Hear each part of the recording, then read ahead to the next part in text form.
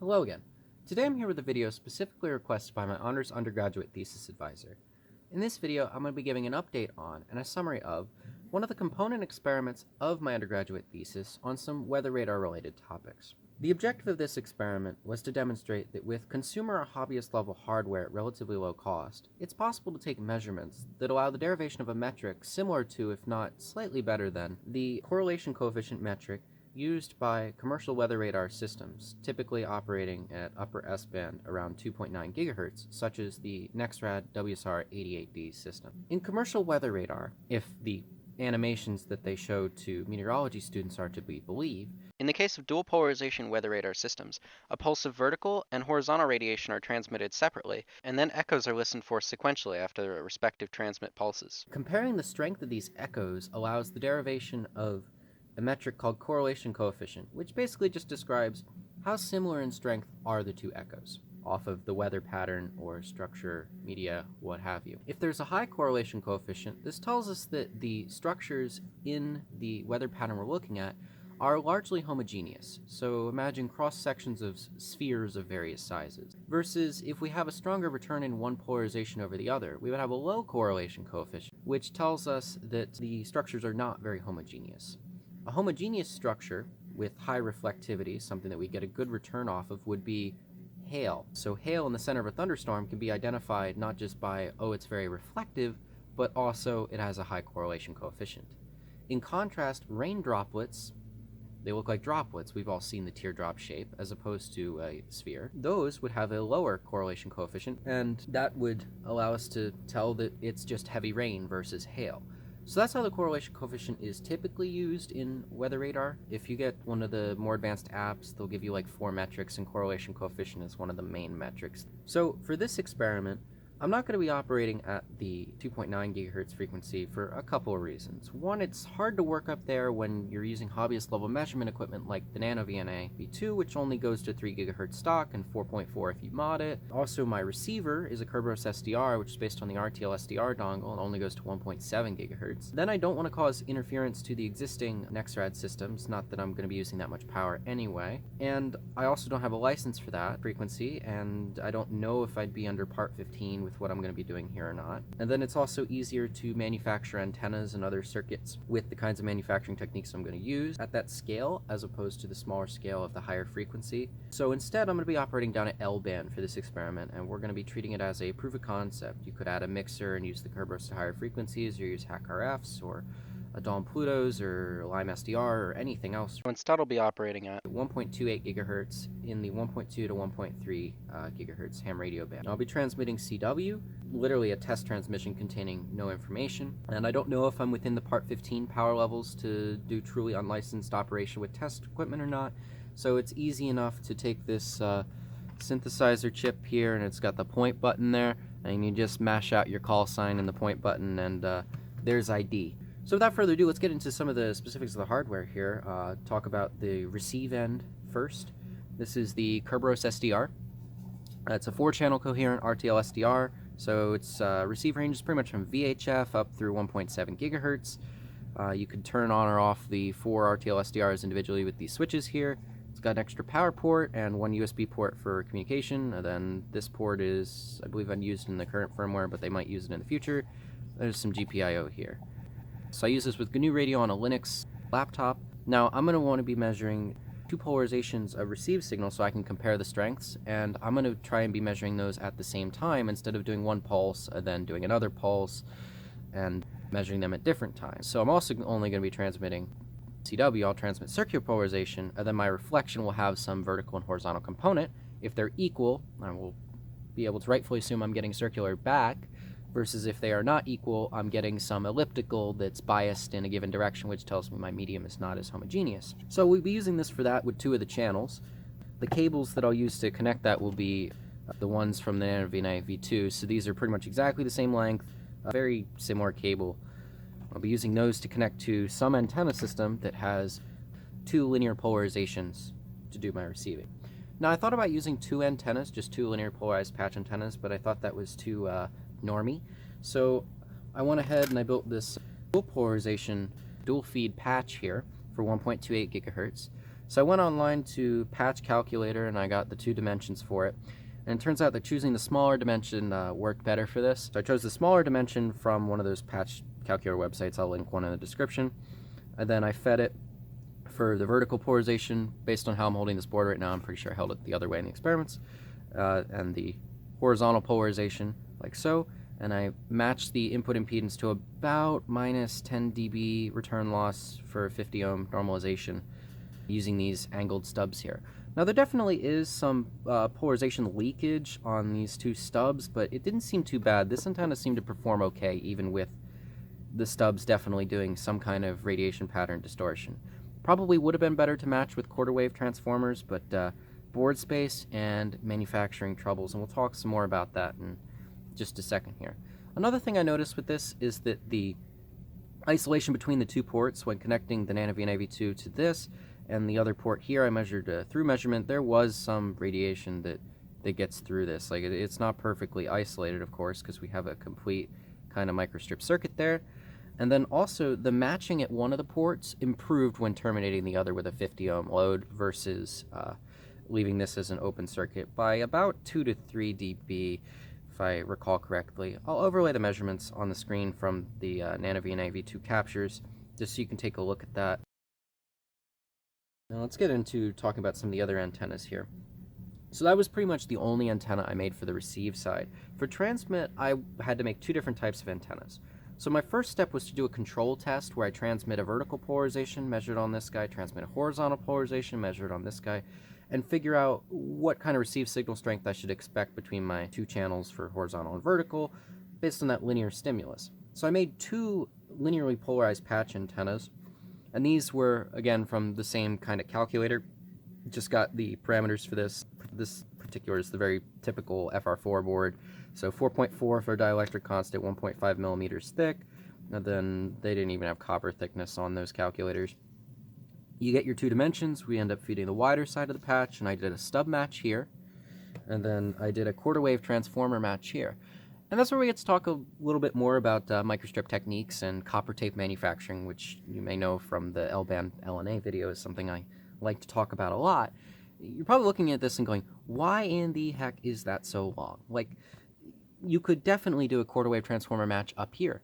Why am I doing this?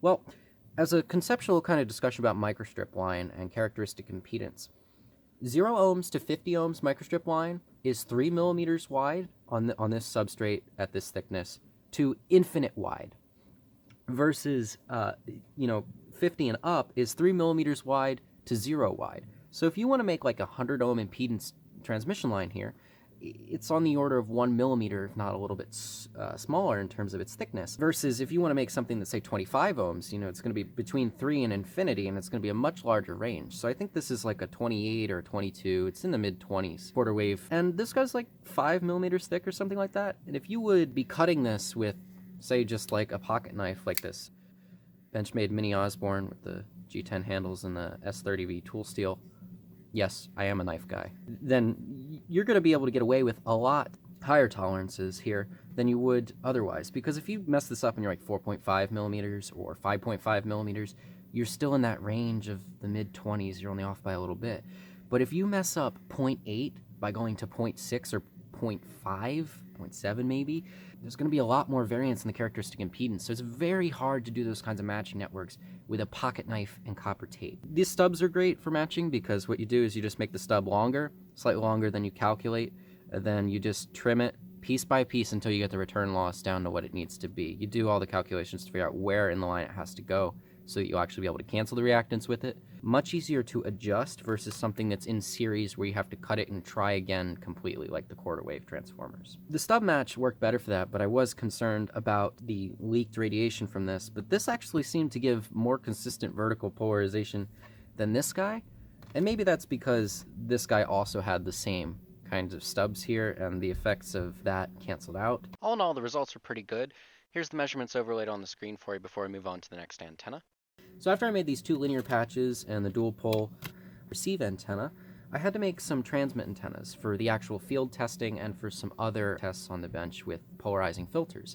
My initial thought was to go with a circular polarized patch antenna So I just went with this corner-fed square patch here. This is the same dimension as the dual pole patch, except it's fed at the corner, and I matched it with a stub line. This didn't have the world's greatest consistent circular polarization. When I spun the antenna and tested it on the dual pole receive antenna, there was a lot of variance in which channel was receiving more, to the tune of 4.5 dB difference between spinning it around all four main directions. So I wanted a better circular polarized antenna, and this brings us back to an antenna that I have a good video on, the helical antennas from that open SCAD script available on Thingiverse, where you can customize it for whatever frequency you want.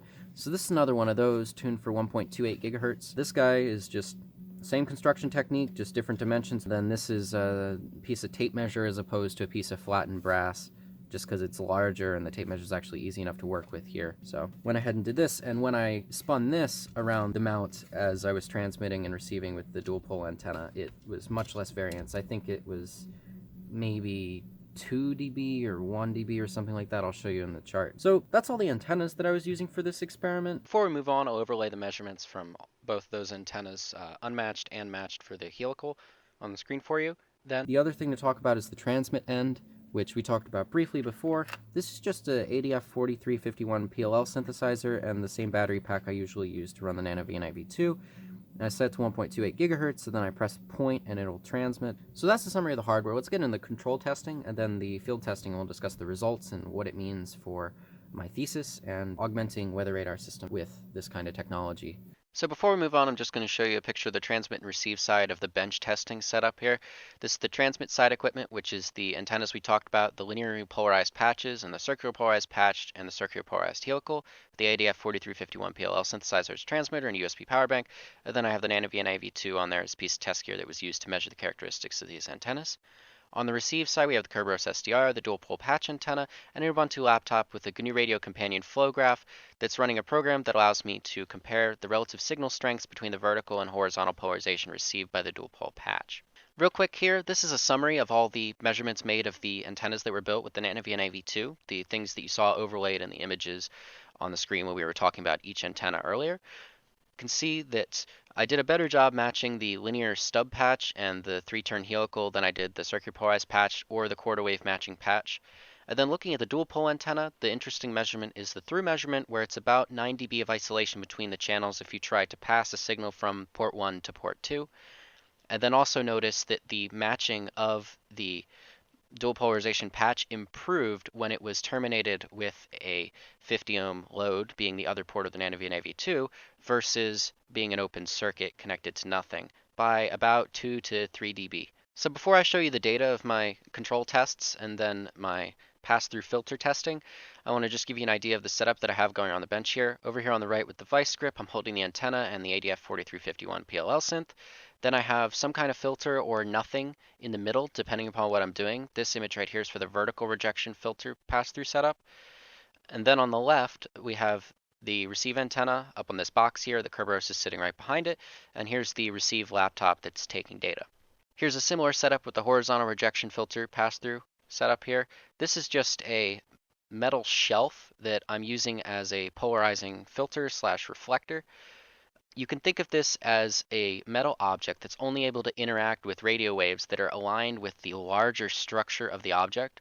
So if you're a radio wave that's vertically polarized in this top picture, figure 12 right here, and you come and you hit this metal object, you see a large metal structure in the vertical direction. You're able to interact with that. Radio waves tend to bounce off metal like this, so the vertical polarization gets reflected. But if you're a horizontally polarized radio wave and you come and you see this structure and you try to interact with it, you're looking for an electrical structure that's along an open circuit here where there's lots of breakages. So you're not able to interact as well, and the vertical polarization gets reflected while the horizontal polarization gets transmitted through this. If we turn it 90 degrees, we get the exact opposite effect. So this was the thing that I used to test first by transmitting circular polarization and then seeing if I would get the correct linear polarization coming out of the filter in a pass-through setup. So here's my table that summarizes all my pass-through testing. First, we'll take a look through the control testing.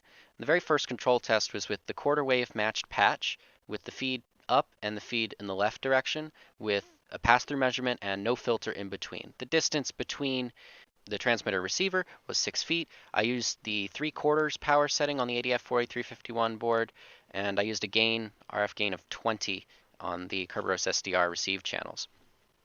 So for these first two tests, we see that when the patch was aligned in the vertical direction, the difference between horizontal and vertical polarization was minus 15.5 dB, which puts us squarely into the vertical polarization domain. And with the patch in the horizontal orientation, it was plus 12 dB. Very clearly horizontal polarization coming through on that. The next control tests were similar, but they were done with the linear patch that was matched with the stub match, and those results were very similar, except that it was more to the vertical polarization when the thing was aligned vertically, and a little bit less to the horizontal polarization when it was aligned horizontally. Next was to test with no filter that circular polarization would be received when transmitting with a circularly polarized antenna. The first antenna I used to do that was the RHCP Helical, and I did that in all four directions with the feed to the up, right, down, and left relative to the transmit direction. And here we can see that what came through was approximately the same signal strength in vertical and horizontal polarizations, with a total variance of 2 between plus or minus 1 dB for the difference between them. In contrast, I tried the same thing with the corner-fed patch that's also supposed to be circular polarization, and I observed that there was a lot more variance, a total variance between 0 and plus 5 dB of difference, leaning towards the horizontally polarized domain.